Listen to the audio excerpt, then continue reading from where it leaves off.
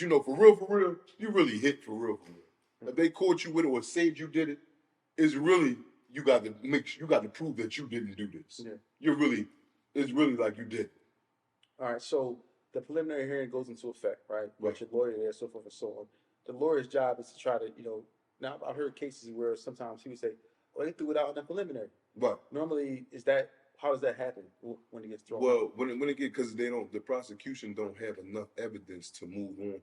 Well, to move, it's not the prosecution don't have enough evidence for the judge to see fit to move on to trial. Mm. You know what I'm saying? So the judge has to withhold the evidence, and if the evidence makes sense to the judge of what you're being charged with that the prosecution presents, Yeah. then he'll move it on to trial. Oh wow. If it don't, he'll go ahead and exonerate you right then and there and throw the whole case out.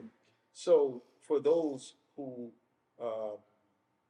the judge looks at the evidence and says, "Hey, look, this is enough evidence for us to proceed with going to trial." I'm assuming after the preliminary. So normally they'll get another court date right then and there. How does that work? How does the judge come to say, "Hey, this is enough evidence"? Do they listen to both sides? How does that work? Yes, they listen to both sides, and both sides have to paint a picture. Excuse me. Both sides has to paint a picture. Mm-hmm.